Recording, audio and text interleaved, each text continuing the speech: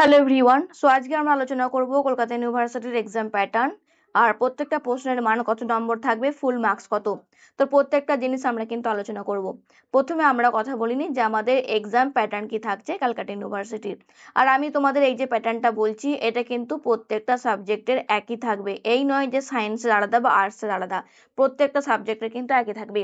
তো exam pattern বলে রাখি, তোমাদের কিন্তু ওয়েমার সেটে এক্সাম হতে পারে অথবা তোমাদের সিবিটি মোডে এক্সাম হতে পারে। তবে আগের বছর 2024 সালে কিন্তু ওয়েমার সিটে এক্সাম হয়েছিল, সেক্ষেত্রে এবছর তোমাদের চান্স বেশি কিন্তু ওয়েমার সিটে রয়েছে। তো ওয়েমার সিটে তোমাদের কিন্তু এক্সামটা হতে পারে। তোমাদের একটা প্রশ্নপত্র দিয়ে দিল আর একটা ওয়েমার সিট দিয়ে দেবে, আর ব্ল্যাক কালি দিয়ে আমাদের কিন্তু বাবলকে ফিল করে উত্তর দিতে হবে। এই হচ্ছে আমাদের এক্সাম প্যাটার্ন। এরপরে হচ্ছে আমাদের এক্সামের ফুল মার্কস কত। এক্সামের ফুল মার্কস যেটা থাকছে সেটা হচ্ছে 100 নম্বর, প্রত্যেকটা সাবজেক্টের কিন্তু 100 নম্বর থাকছে। আমরা যদি মার্কিং সিস্টেম দেখি তাহলে কিন্তু তোমরা যদি কারেক্ট অ্যান্সার দাও তাহলে তোমরা পাচ্ছ 2+, মানে 2 নাম্বার করে তোমরা পাচ্ছ। আর তোমরা যদি ভুল উত্তর দাও তাহলে কিন্তু 0.5 তোমাদের নেগেটিভ মার্কিং চলে যাচ্ছে, অর্থাৎ এখানে কিন্তু নেগেটিভ মার্কিং রয়েছে। আমি যদি একটা প্রশ্নের উত্তর সঠিক দিই তাহলে আমি 2 নম্বর পেয়ে যাচ্ছি, আর কোনো প্রশ্নের উত্তর ভুল দিলে তাহলে সেটা কিন্তু 0.5 আমাদের ডিডাক্ট হয়ে যাচ্ছে। আর আমি যদি কোনো প্রশ্ন অ্যাটেম্পটই না করি তাহলে কিন্তু সেখান থেকে কোনো নাম্বার মাইনাসও হবে না, আর না তো কোনো নাম্বার অ্যাড হচ্ছে। তাহলে আমাদের কোয়েশ্চেন কটা থাকছে? কোয়েশ্চেন নম্বর আমাদের থাকছে কিন্তু 50টা কোয়েশ্চেন। ওকে, সো 50 × 2 মানে আমাদের 100 নাম্বারের কিন্তু ফুল মার্কস থাকছে। এই হচ্ছে আমাদের কোয়েশ্চেনের প্যাটার্ন। এরপরে হচ্ছে সিলেবাস, আমরা যে এক্সামটা দেব আমরা কোন বই থেকে পড়বো বা আমাদের সিলেবাস কি রয়েছে, আর তার সঙ্গে প্রিভিয়াস ইয়ার কোয়েশ্চেন পেপার, যেগুলো আমাদের প্রশ্ন থাকে যে আমরা কি করে পড়বো বা আমরা কি করে নিজেকে প্রিপেয়ার করব। দেখো সিলেবাসে যদি আমি কথা বলি, ওয়েবসাইটে কিন্তু সেরকম পার্টিকুলার ভেঙে ভেঙে দেওয়া নেই যে এই সাবজেক্টের জন্য তোমাকে এই চ্যাপ্টারগুলো পড়তে হবে। আর তোমাদের কিন্তু প্রিভিয়াস ইয়ার কোয়েশ্চেন পেপার তোমাদের কিন্তু ওয়েবসাইটে পাবলিশড দেওয়া নেই। দেখা যাক যদি ইউনিভার্সিটি থেকে একটা মডেল বা স্যাম্পল পেপার পাবলিশ করে তখন আমি তোমাদের সঙ্গে সেটা শেয়ার করে দেবো। সো এখানে তোমরা সিলেবাস যেটা পড়বে সেটা হচ্ছে অনার্স সিলেবাস। তোমরা যে সাবজেক্টে মাস্টার ডিগ্রি করতে চাইছো সেই সাবজেক্টেরই যেটা অনার্সের সিলেবাস সেখান থেকেই তোমাদের কিন্তু পড়তে হবে। তবে তোমরা বেশি জোর দেবে সিসি পেপারগুলো। ওকে, সিসি পেপার থেকেই তোমাদের কিন্তু কোয়েশ্চেন আসবে।